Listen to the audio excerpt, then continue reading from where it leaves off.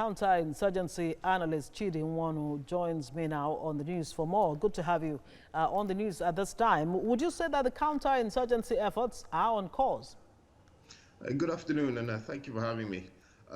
I would say that this particular operation again is another good example of what happens when certain things come into place and there's good synergy.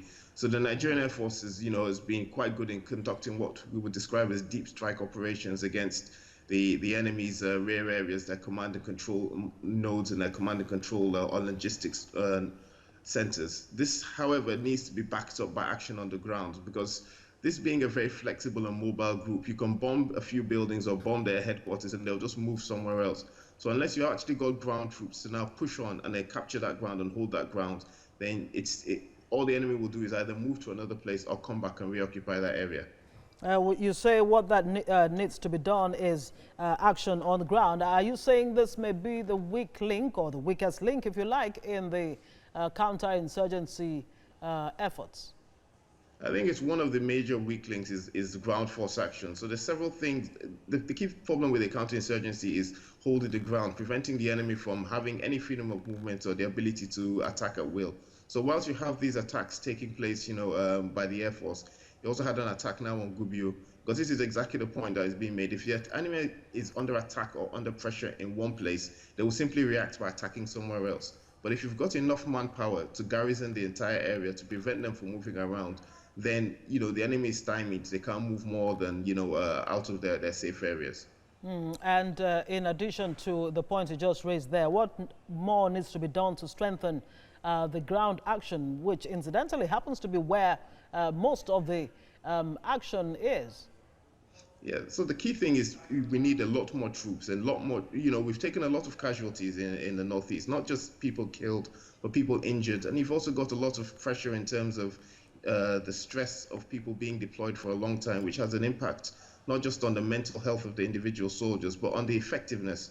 Because if you're deployed for 2, 3, 4 years as a unit, you're unable to train, you're unable to re-equip, you're unable to reorientate yourself to the conflict. So the army or the military needs to be expanded in such a way that there are more than enough troops to not only conduct operations, but also to replace those troops conducting operations. Likewise, the police force needs to be expanded. So those areas that have been taken from the enemy and are relatively peaceful can be garrisoned by the police, freeing up the army to go off and do their operations, further afield. But I've heard some security experts like yourself say, look, it's not enough to expand the numbers, but there's a serious need to deploy technology and intel. Speak to that. How important is that in this insurgency war?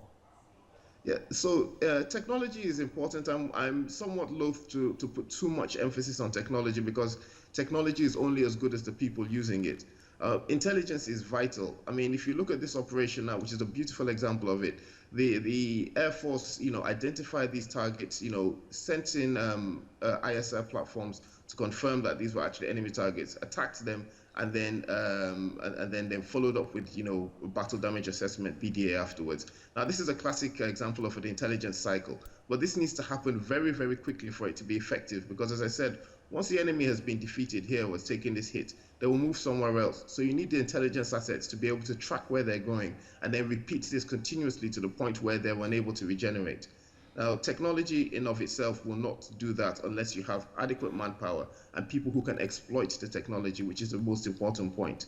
It's exploitation of intelligence, which is possibly where we're falling down. And every now and again, you hear about sabotage from within the fighting forces. How do you deal with that? Well, it's very difficult to speak to sabotage, because you can't really state categorically without evidence that there are people who are actively sabotaging the effort, or is this just a case of people making mistakes and the mistakes not being dealt with, or is it people actively doing something for a malicious reason? But the key thing, as I said, to me, the biggest manpower or issue is, other than as I say, getting more manpower, is that people have been deployed for way too long, for 3, 4, 5 years deployed on operations, unable to rest, to see their families, to retrain, and you start to lose hope. So it's very bad for the soldiers to have to lose hope. I speak as a former infantryman who was deployed on operations myself, and I know how that's you know, it's as you always know when your end date is. You know, it's in the British Army, you'll know when your end date is, and that gives you hope. It gives you confidence. It's something to work towards.